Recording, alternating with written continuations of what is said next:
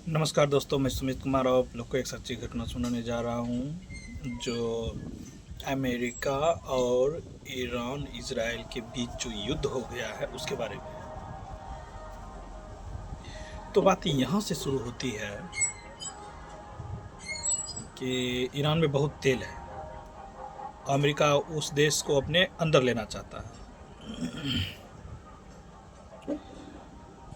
तो उसका अगेंस्ट का सरकार नहीं था, अमेरिका का बात नहीं सुन रहा था। तो उसने क्या किया कि प्रोटेस्ट करवाया। प्रोटेस्ट से भी बात नहीं बनी तो अमेरिका इजराइल के साथ उस युद्ध में कूद गया। और एटॉमिक पावर बन रहा था, परमाणु संपन्न देश बन रहा था, लेकिन अमेरिका इजराइल चाहता नहीं है कि वो देश बने। अरे भाई, क्यों नहीं बने? स्वतंत्र देश है, सबको अपना काम काज करने का हक है। आपको कुछ बिगाड़ेगा तब? कोई बिगाड़ा भी नहीं था और ईरान को आप लोगों ने मिसाइल से दहला दिया। इतना सटीक जासूसी है कि B-2 बम्बर भी अमेरिका उस पर गिरवा दिया था ईरान पे। और इजराइल का मोसाद इतना जासूसी में सटीकता है, इतना तेज तर्रार है जिसका कोई जवाब।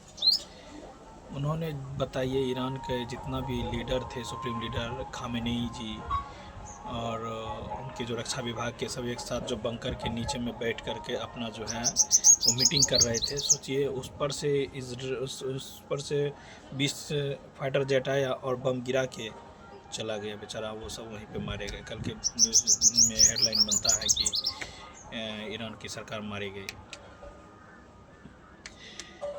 तो ईरान ने अब क्या किया, इन्होंने भी एक्शन लेना शुरू कर दिया। जितने भी अमेरिका के ठिकाने थे, दुबई में, कुवैत में, कतर में, दोहा में, सब जगह ईरान ने अमेरिका के बेस पे अटैक कर दिया।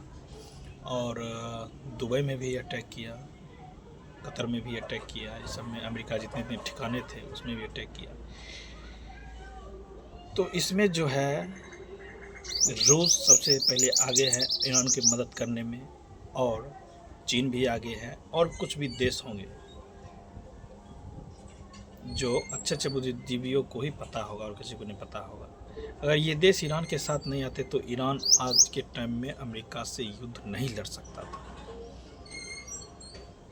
बताइए, ईरान इतना पावरफुल हो गया सपोर्ट से कि उसका मिसाइल भी इंटरसेप्ट कर दिया। और इजराइल में जाके हर बार मिसाइल गिरता है उसका, ईरान का। इजराइल कितना भी तेज़ क्यों ना हो, अपना सुरक्षा कवच आयरन डोम कितना भी बना क्यों ना लो 3-4 लेयर में, लेकिन फिर भी ईरान की मिसाइलें जो हैं ये इजराइल पे जाके गिरती है।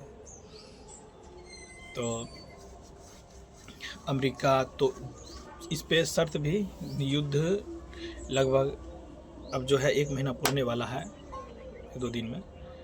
तो युद्ध जो है अमेरिका और इजराइल पहले बमबारी किया, ईरान में भी बमबारी किया। अब युद्ध रोक ही नहीं रहा ईरान। अमेरिका कहता है कि हम रुक जाते, लेकिन ईरान कहता ना, तुमने स्टार्ट किया है तो अब तुम ही ख़त्म करोगे, हम तो अब नहीं ख़त्म करेंगे। ऑपरेशन का नाम रखा अमेरिका इजराइल इपिक फ्यूरी। अरे भाई, इपिक फ्यूरी मतलब क्या होता है? और ईरान जो है तब अपना भी ड्रोन से हमला किया। ड्रोन इसका पावरफुल है ईरान का, सब जगह जा के एकदम अमेरिका के बेस को तबाह कर दिया। कुछ सैनिक भी मारे गए।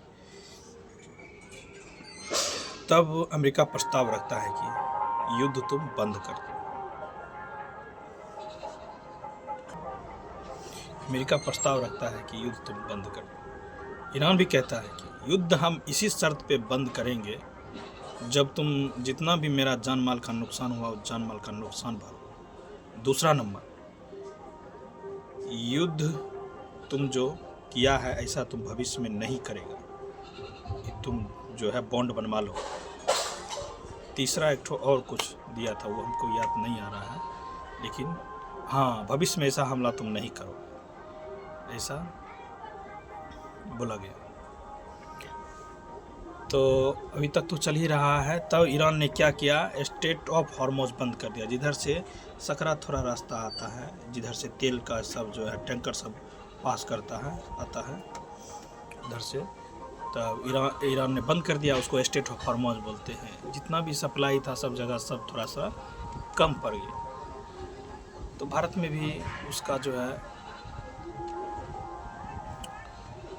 थोड़ा सा सामना करना पड़ा। गैस में लोग लाइन लग रहे हैं, लेकिन गैस सब आदमी को मिल जाता है। अब घर तक पहुंचाने नहीं आता, वहाँ जाके आपको लेना पड़ता है। तो गैस की थोड़ा सी किल्लत हो गई। पेट्रोल डीजल में 1-2 रुपया बढ़ गया है।